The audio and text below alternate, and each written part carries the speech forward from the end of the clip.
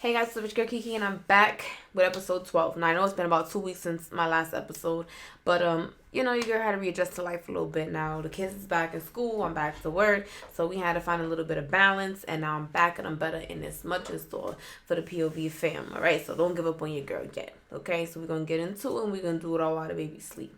Alright, now today's topic is Breonna Taylor, and today's title is Breonna Taylor, Justice or Cover Up. Alright, so I'm pretty sure that unless y'all live under a rock or y'all been cut off from society or y'all done cut yourself from social media, that y'all know the story of Breonna Taylor.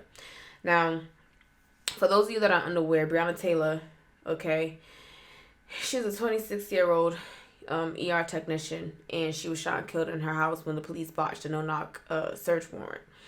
And this was in Louisville, Kentucky. So originally I wasn't even following the story, and I'm going to tell you why. Because I'm just kind of sick and tired of being sick and tired of being sick and tired. I'm sick to death of hearing about another one of, our people getting killed and shot. And instead of being more and injustice being served, they made out to be the bad guy, this vile person that deserved whatever it is that happened to them. You know what I'm saying? So after she was shot and killed, nothing was done for 190 days to the officers involved in this execution. That's what I'm calling it. So during this 190 days, they did a bunch of stuff. They did a law banning no-knock warrants in Louisville. I don't know if it was all of Kentucky, but I know in where she lived, they banned the no-knock warrants. Okay, then they plastered her face. Okay, Breonna Taylor's face was on damn near every magazine, every newspaper, every celebrity social media, all of that. You know what I'm saying? They gave her family a settlement of $12 million. Now, the thing that really got me paying attention to this, because, I'm just tired. It's just always a new hashtag, and it's just enough, you know what I'm saying? But the thing that that really got me paying attention was the fact that it started being too many stories of how she met her demise. So, I feel like basically the little government spent 190 days plotting and planning, and they finally indicted one of the officers involved in the shooting with a grand jury. And I think there was 3 main officers. I think it was, one name was Hoover, one name was Mattingly, and the other name was something. I don't know. But one was fired, and the other 2 were put on, administrative paid leave. Now, ultimately, the officer that was fired was charged with wanton endangerment. So he wasn't charged with the bullets that he put into Breonna, but he was charged with the bullets that he shot that went to the walls of an adjacent apartment. So I think his sentence was like 5 years or something like that. And that's if he serves, because you already know how they get down. So here we are today, October 2nd, 2020. And you would think that was, all there was to the story. Typical, they kill one of us and justice is never really served. But this just continues to get worse. So one of the grand jurors has gotten an attorney to speak out, because what Daniel Cameron said to the public it didn't add up to what was said to the grand jury in private. So this brave juror decided to speak out, because the whole thing just wasn't sitting right in his spirit. So when the whole thing occurred, people were really, out here acting like Breonna deserved to die, like on some live by the sword, die by the sword type crap. And from what I see, she not only deserved not to die, but her character was assassinated to cover up the fact that these officers acted recklessly and incompetently. So there was a meme going around entitled "The Facts About Breonna Taylor," which is basically a list of why she deserved her tragic fate and pretty much why it was her fault. So I decided to go through this meme and kind of be the mythbuster, because it's not bad enough that she lost her life because the police just didn't do their due diligence. But now y'all sitting here added insult to injury, it's her fault that this happened to her when she was in her house, you know what I'm saying, with her boyfriend in the middle of the night, and they decided to break in on some nonsense. I'm just saying. So we're just gonna hop right into the list. So the first thing on the list was that she was an EMT, that she was fired in 2017. So I did research, and I didn't see anything saying that she was fired from being an EMT in 2017. But what I do know was at the time of her death, she was a full-time ER technician for the University of Louisville Health. She was formerly an EMT, though. Now, she also went to Kentucky University for a while, and she decided to return home to become a nurse, build a credit, buy a house, and buy her dream car, which I think was a Hellcat. I think that's what it's called. And she accomplished that. She got her car. Now, folks want to sit here and be like, oh, well, she wasn't an EMT. She got fired. But y'all not going to sit here and y'all trying to dehumanize her, desensitize the fact that she was a human being, regardless if she was a damn EMT or not. It doesn't even make any sense. Like, oh, well, she died, but she wasn't an EMT. What the hell does it matter? But anyways, so number 2 said that she was knee-deep in criminal and drug dealing activities with her ex-boyfriend.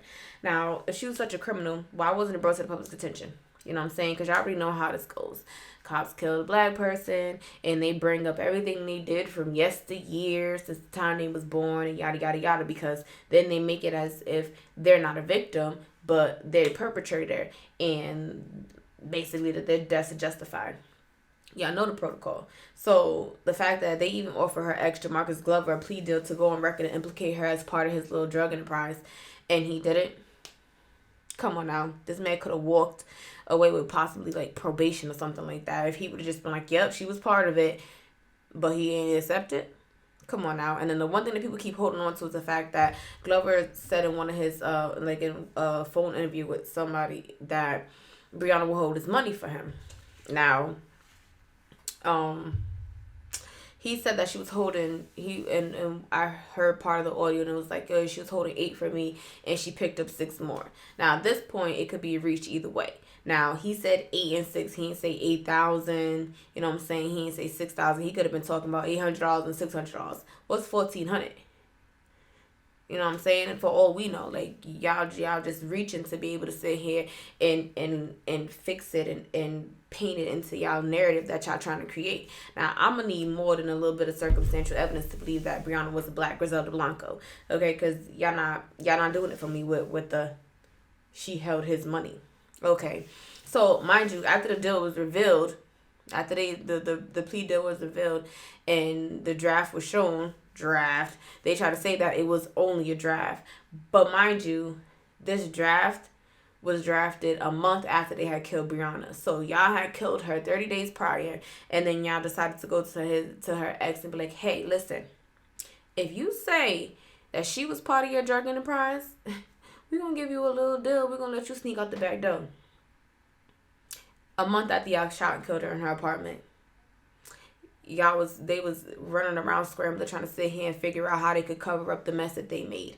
That's what it looks like to me. So number 3 says she was under surveillance for months for running drugs. Now, the only surveillance from the research that I found was a pole camera aimed at her house. Now, she wasn't under surveillance. Jamarcus Glover was, her ex. You know what I'm saying? So in addition to the pole camera, they had gotten a warrant to allow them to ping the tower that his phone signal was bouncing off of or whatever, basically just bugging his phone. So, I'm just saying, like, I'm just trying to paint a picture here, trying to figure out, you know what I'm saying? Like, if she worked full-time at the University of Louisville Health, right? I highly doubt she'll be slinging drugs at her job, okay? Like, I'm just saying, it's just not logical. And then if she was doing it, right, where would the other place be? Because if y'all had her under surveillance, y'all would see her if she was on the streets or whatever she was doing, selling drugs. And if, since y'all had the pole camera in front of her house, y'all would have saw some unusual activity with a whole bunch of different characters running in and out of her apartment. And did y'all have any of that? Do y'all bring that out to the public? Has that been said? No. Right? Okay. Moving on. So, number 4 says her name and apartment are both on the warrant. Okay. That's probably the only true facts on this raggedy ass list that they done sat here and concocted to justify this girl being shot and killed in her apartment. And the way that they're saying it is basically trying to sway the narrative as if like she really has something to do with what's going on here. So basically, the reason the warrant was even granted in the first place was because Detective Justin James pretty much applied for a warrant saying that he believed that Jamarcus Glover was receiving suspicious parcels at Breonna's address, and that he had confirmed it with a postal master. Now, later on, it came out that the postal master said they couldn't confirm if there were any abnormal parcels delivered to the address. Now, additionally, just this past Thursday, Okay? A judge said that she was worried that Detective James had lied to obtain the warrant. Not to mention, a Shively detective had told Louisville police that Jamarcus Glover wasn't receiving packages at Breonna's address. And let's not forget that when they asked James about how he confirmed Glover receiving suspicious packages at Breonna's address, how he claimed that he didn't do it himself, that he delegated the task to Detective Mattingly. Now that's the same detective that was shot the night of in the femoral artery, the night of the killing of Breonna Taylor. So you see, this stuff is just, it's just gonna be too much for it to be like, okay, it's looking a lot like police era and not as if, some real deal crime was going on. I feel like the only crime was going on was the fact that these officers really killed this girl and they're sitting here trying to lie and cover it up. Number 5 says that the officers did knock despite obtaining a no-knock exception on the warrant. So, a few things with that. So, first of all, the warrant said that it was granted at 12:37 p.m. that day, but they didn't execute it until 12 hours later, around 12:40 the next morning, basically. So, now, before executing a warrant, before executing a warrant, a risk assessment is done. Now, I did my little research. So basically, they do a risk assessment and it's based on who they after, where this person lives, and things like that. The person's record, that kind of thing. So the warrant for Breonna's apartment scored a 15, meaning it was a relatively low, risk. So there was another address on the warrant that scored an 88, which obviously was what? A higher risk. Okay. So the cops basically said they expected Breonna to be in there with her kid, which I don't remember anything in the news saying that she had a child when I Googled her and didn't say anything about her having a kid. But I'm just actually literally reading what the cops said. They said that they expected Breonna to be in there with her kid, her, and maybe even a small child, they said. They said one of the officers said that they knocked twice with 10 to 15 seconds in between each knock. And then they knocked a third time and waited about 45 seconds to a minute before busting the house with a battering ram. Now, they had to bust in the house with a battering ram 3 times. The first time, he hit the doorknob. The second time, it opened up a little bit. And the third time, it took the door off the frame. Now, that was the testimony of one officer. Now, another officer said that he was the one that they chose to do the knocking and that he knocked for more than 2 minutes before they busted in with the ram, and that before they had even busted in the door, that neighbors that came on was like, what's going on, and they told them to go back into their apartments. So they pretty much surmised, if the neighbors came out and knew we was out there, then Breonna should have known that we was out there. So he says that the second officer says that he heard her voice behind the door and pretty much knew that they were about to be ambushed. So he said they busted in and Mattingly had gotten shot pretty much. They said they busted in and it was pitch black. He said Mattingly had got shot and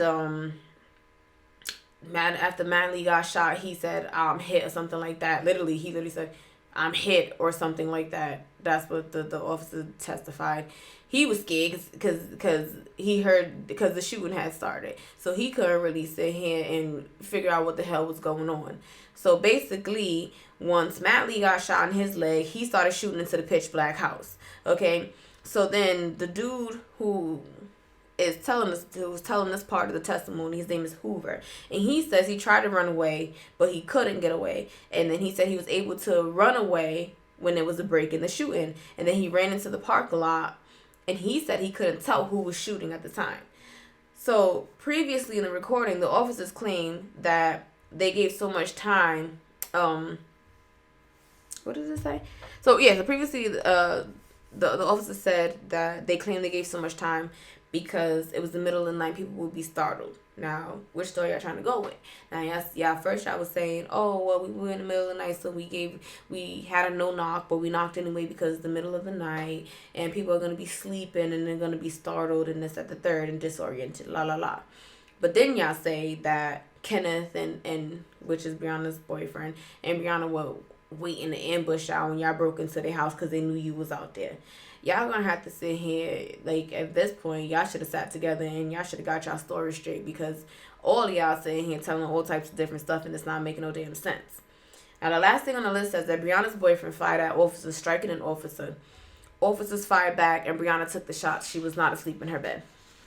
Now, when I first heard about this story, they did say that some reports said that police had botched a no-knock warrant and busted in the house and shot a young lady in her sleep.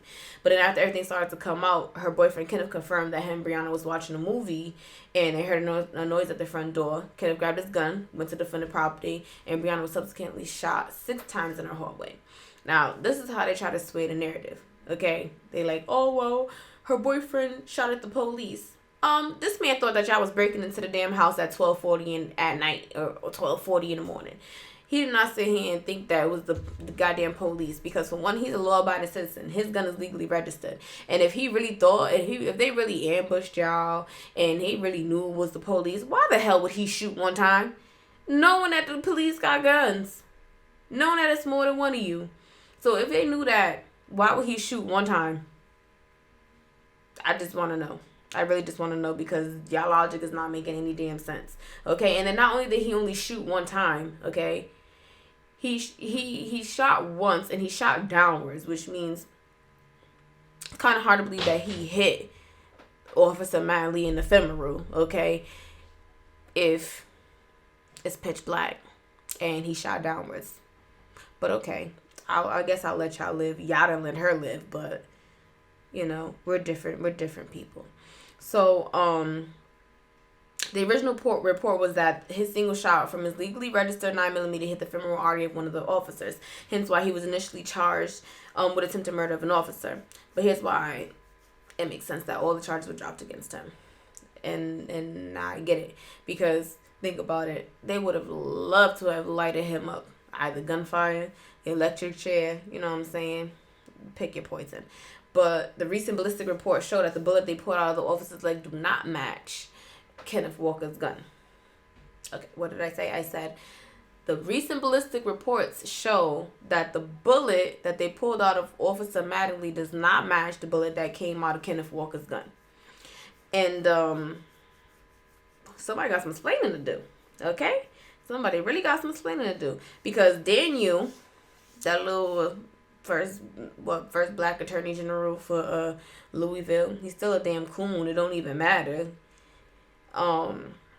He said that, well, he basically confirmed that his office didn't recommend the grand jury to issue charges against the officers who bullet hit Breonna, because he felt that it wasn't appropriate because Kenneth shot first. Now, it was also initially said that the officers were carrying .40 caliber guns when apparently one of those officers had recently been issued a 9mm. Because if the bullet that entered Manley's leg didn't come from Kenneth's gun, and it was only one, and he had his legally registered gun, who else could have been shooting? Breonna was unarmed. So where could the other bullet have gone? Like, y'all not only sitting here and shot and killed Breonna Taylor in her house, but y'all shooting each other. It still make no damn sense. So the fact of the matter is the cops screwed this whole thing up. Okay? Like, after the shooting, I forgot the girl's name, but, you know, obviously it's a whole crowd outside. Everybody's seeing this crazy situation go on. So this girl's on Facebook Live. So she asked the officer what happened, and one of the officers said, oh, a drug dealing girl shot a cop. And she's like, wait, are you sure? And then he confirms and repeats exactly what he said. He said, yeah, a drug dealing girl shot a cop. Or the fact that they try to, you know, pin Breonna as a shooter in the first place. So after the shooting, you know, these are all the stuff is on the grand jury recording. So I ain't gotta make nothing up. Y'all can literally Google it and y'all can find it out yourself. You know what I'm saying? I'm just leading you to water. I can't make you drink. But so after the shooting, the police were yelling on the recordings, who was shooting at us? What kind of gun did she shoot? And then the grand jury, they told the grand jury that there was not enough time to watch the full video. So pretty much it was like, yo, who was shooting at us? What kind of gun did she shoot? Was it you shooting or was it her shooting? What? Okay. And then they were like, oh, after they played these recordings to the grand jury, they was like, yeah, there's not enough time to show you the whole video of the crime scene. And one of the jurors was like, nah, we got time. So what's up? but they wasn't trying to say here. Then they tried to say that the redacted recordings of the grand jury only totaled up to about 4 minutes. So there's not much that they didn't allow them to hear from the recordings. Okay, so I'm just saying, like, if this was all, on the up and up, why? I was even thinking about something. So if this was all on the up and up, right? So basically, this week a judge said that the grand jury recordings were supposed to be filed in the court file by Wednesday of this week, and then for some reason, I couldn't find out the reason, but for some reason, Daniel Cameron, that attorney general dude, you know what I'm saying, that pretty much they put him in front of the mic like that was supposed to soothe people to make them be quiet and not riot against the injustice that's being literally just thrown in our faces.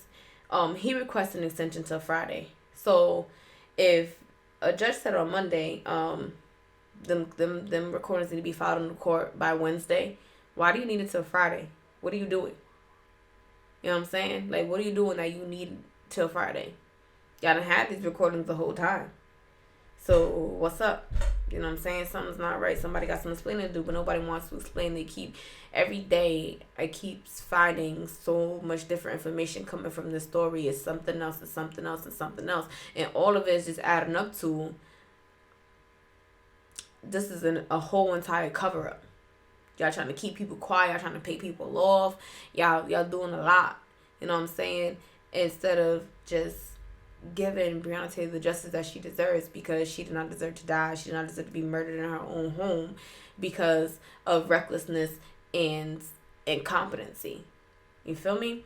So why they break into a house and serve a search warrant, end up killing her, and they didn't even execute the search warrant they came to execute the same day? Like, how does that make sense? Like, your whole point for you going to our house was to execute a search warrant so you could find some money and some drugs. And y'all came up with empty hands. The only thing y'all had on y'all hands was her blood, because y'all didn't find nothing. There was no money. There was no drugs in her apartment. She lost her life because y'all didn't do y'all due diligence. Okay? And y'all was sloppy. And y'all were incompetent. And for all I know, y'all could be dirty. You know what I'm saying? Because something's not right. Y'all already had your Marcus in custody.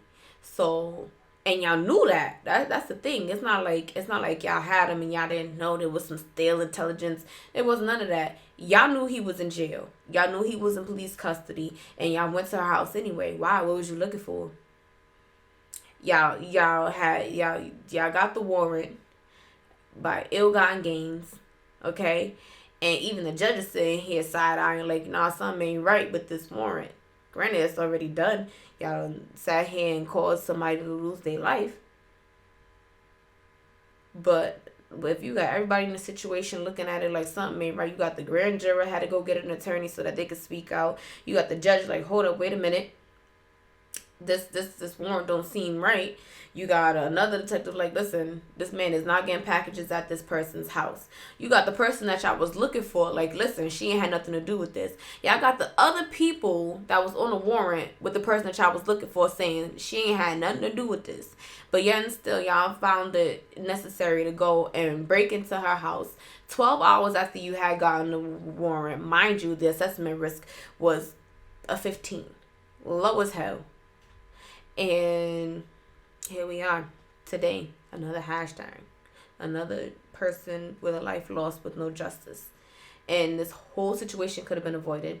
And Breonna could still be living her life. And y'all would have still had Jamarcus Glover in custody because y'all had him in custody had y'all not gone to this apartment. It just doesn't make any sense. Or even if, since you got the warrant at 12:37 in the afternoon, why you didn't go during the daytime? Because if y'all, like y'all said, it's the middle of the night, people are going to be startled, they're going to be disoriented and stuff like that. But if you go during the daytime when folks is usually normally up, and you go and you knock on somebody's door, they're going to look at the peephole, they're going to be like, how can I help you, officer? Like, it doesn't make any damn sense. It just doesn't. And I just don't get it. Like, y'all literally had that man in custody prior to you executing that warrant, and instead of executing the warrant, you executed Breonna Taylor. Didn't even execute the warrant after the fact, and then when you did, you turned up with nothing. So literally, she lost her life for nothing, and the officer gets charged for some bullets in somebody else's drywall. So the walls that he shot into get vindicated and get justice before she can get justice. So she doesn't get to live her life. She doesn't get justice. Her family has to mourn her. She didn't get to accomplish all the goals that she set out to do. And according to her mother, her boyfriend Kenneth had decided that he was going to propose to her. And he never got the chance to, and now he never will, because she was literally killed in front of him. Because one of the witnesses said that after the police were shooting, he came running out and looked into the apartment. The cops yelled at him like, "Get out of here, go back into your apartment." And the person said he heard Kenneth saying to Breonna, "Breathe, baby, breathe." So it's safe to assume that she died in his arms. And then y'all go and y'all arrest him for attempted murder. And then y'all try to make him be quiet. Y'all try to make it so that he don't say nothing. But he still stood up for his girl. He still spoke the truth. And he still spoke what happened. And y'all try to shut him up. And the fact that literally, I literally tried to record this podcast episode 3 or 4 different times. But every time I start with an episode, right, I get the whole outline, and then I go back. I'm like, you know what, let me just double check, because I want to make sure I got my facts straight. Because when I come to the POV fam, I try to come correct so that when we have these discussions, there ain't no, this ain't no discrepancies. And I go and I look, and there's some more information. And I go and look, and some more information, and all the information points to that the cops really screwed this shit up, and this girl lost her life for no reason. And it points to the fact that they put this Daniel Coonery ass dude over here to do what? Piss everybody off even more? Because, bro, like, you literally sat here and sold your soul on camera and sold your people out so that you could sit here for your little ambitions. Okay, whatever. Do you? You feel like you don't have any duty to the people who probably are the ones that got you to where you are today. But I guess, this right here can get you to where you want to be. You got to have your lips real chapped, and you got to kiss a lot of ass to get to where you are. So you can sit here and be like, well, I was the first black this.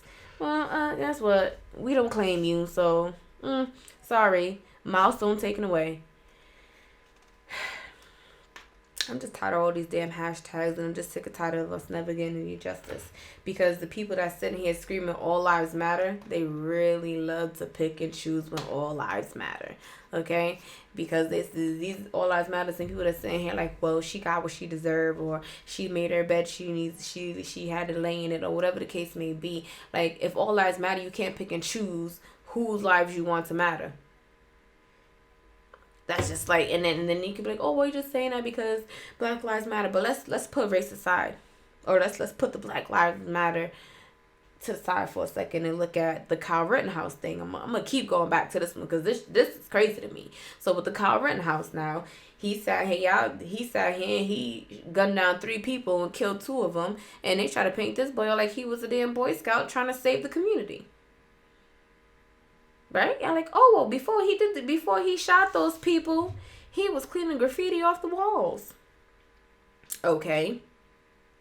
So him cleaning graffiti off the walls was the even exchange for 3 lives, or well, 2 and 1 wounded. How does that make sense? Please make it make sense. And then at first he said he shoots these people, he gets to go to the safety of the police. You know what I'm saying? While Breonna Taylor's in her house and the police come to her house and she ends up dead at the end of it. But this little boy run around with a assault rifle shooting folks, and he just walks through like it's nothing. And then the simple fact that they try to justify it so badly, like, oh, well, the people that he shot, they were bad people anyway. One was a child molester. One was a woman beater. One was, I don't know what the other one was. But the point of the matter is that you killed 2 people. You hurt somebody else. And they literally tried to justify. They literally dug into the victims' backgrounds, okay? And it was like, well, they was bad people anyway. But who are you to choose? You can't be judge, jury, and executioner. The same way I said in the talk about how the cops can't be. And it's okay for him to do it. But again, y'all choose who lives matter. So he shot them three people, he killed two. And y'all, all lives matter people, deemed it, oh, well, their lives didn't matter because he beat women. He was a molester. So it is what it is. He did us a service. That's really what y'all saying. Y'all done raised this boy over $500,000 in the goddamn GoFundMe, and he's sitting here killing folks. But if it was a black man who had an AR-15 and he killed two white people and shot another one, y'all would have been like, this is why black lives don't matter. But I guess, all the lives that we handpicked matter. That's too long of a hashtag. So, y'all just put a little abbreviation, all lives matter. But then you put in parentheses, when we choose, if we feel, who we pick, how we pick, depending on the day, if it's raining, if it's no, y'all got too many different variations of what's all lives matter, because all lives don't matter. Now when people say, oh, all lives don't matter till black lives matter, because are they not a part of all lives? No, y'all pick and y'all choose, and then y'all want to sit here and be butthurt when somebody says something. Like, y'all literally made all lives matter to counter black lives matter. Like, come on now. This shit is crazy. It just doesn't make sense. And y'all sit here and say that this right here is justice, that she shouldn't have had a drug dealer for a boyfriend. They're like, yo, I'm pretty sure there's a lot of people, family members, that's out here that's doing shit they ain't got no business doing. Okay? Illegal, immoral, unethical, okay? And regardless, the class, you know what I'm saying, or tax bracket they in. And from what I see, the higher the tax bracket, the more crooked they are. Okay? And there's people that ain't had no business being with, or whatever the case may be. But don't sit here and act like, oh, y'all live in fairy tale relationships. So the simple fact that y'all sitting here trying to condemn this girl, saying that, like, basically justifying the fact that she's gone because of who she chose to love, is BS. Because some of y'all got baby daddies that's cheating on y'all, or some of y'all got little girlfriends that's out here being thoughts, but y'all love them to death anyway. Okay? So I just don't understand why people think that it's okay that this happened to her. And I'm not saying all people, but I'm talking about the ones that's really sitting here that really made it a point after she was killed to make a list. Like, this is, well, y'all think y'all know who she is, but this is it. And the thing is that the list, the problem is that, not the meme. Well, the meme is the problem, but the problem is that, there's always going to be trolls out there. But the simple fact that people see shit on social media and they take it and run with it and just share it, don't confirm the facts. I see why they got the fact checkers now, because of the simple fact that a lot of stuff people just be saying here, they see it and they share it. They see it and they share it. Just like with the CEO Netflix. I mean, the Netflix CEO, when they was like Kim Martin Morrow, who is he even a person? Okay, was like, yeah, he was arrested with 31,000 files of child porn and this at the third, and he's the CEO of Netflix right after Cuties came out. Whole time that wasn't even the CEO. Whole time the CEO was never even arrested. Whole time this Kim Martin Morrow dude, I think y'all made him up. Because whoever the hell that was in the picture, he was not charged with 31,000 files of child porn and 15 counts of, y'all just take shit and run with it. And that post was shared like 31,000 times. Because somebody saw him, was like, oh, look at this. Didn't bother to go and research who the CEO of Netflix was. Didn't bother to go see who Kim Martin Morrow was. None of that. And it's the same thing with this Breonna Taylor thing. Like y'all said here, everybody's sharing that damn meme that went viral, like the facts about her. But did y'all even take the time to go and check the facts and see who this person was? She was a human being, a person. And y'all literally sat here like, she's just another statistic. It doesn't matter. It is what it is. But the thing is, I say this all the time, like, folks don't care unless it hits close to home. Now, if that was your sister, your cousin, your auntie, you wouldn't feel that way. You would take it personal. Whether you part of the Black Lives Matter movement, whether you part of the All Lives Matter movement, if it's close to you, you going to feel some type of way, and you going to sit here, you going to move some shit, trying to sit here and get it and make it right. Problem is, folks don't care unless it's close to home. And that's the issue. And that's why the hell this world is doomed. Because everybody's out for self. Okay? And out for their little agendas. And they out for likes. And they out for follows. And they out for clicks. And at this point, humanity is losing its humanity. If it's not already lost. Y'all completely desensitized. And y'all completely dehumanizing yourselves. By not sitting here and having compassion for someone that's just like you. Because I'm kind of sick of the race bullshit. Because honestly, there's only one race. Human race. Okay? But y'all say here like, I'm black, I'm this, I'm that, I'm da. At the end of the day, we all live and die. We all bleed. Okay? It just is what it is. And folks be sitting here thinking that they better than the next. I'm tired of telling people that you're not. But you know what? It is what it is. At this point, it starts to become a little bit of a ramble. I'm going to let you guys go. Make sure that if you've made it this far, you know what I'm saying? I appreciate you. But make sure you guys subscribe, smash that bell. You know what I'm saying? So you know when the next episode is coming out. Okay, because your girl's back and she's going to be pumping these things out. You know what I'm saying? Also, check the channel because there's going to be a few things that's near and dear to my heart that I'm going to be posting weekly. So y'all going to have to check that out.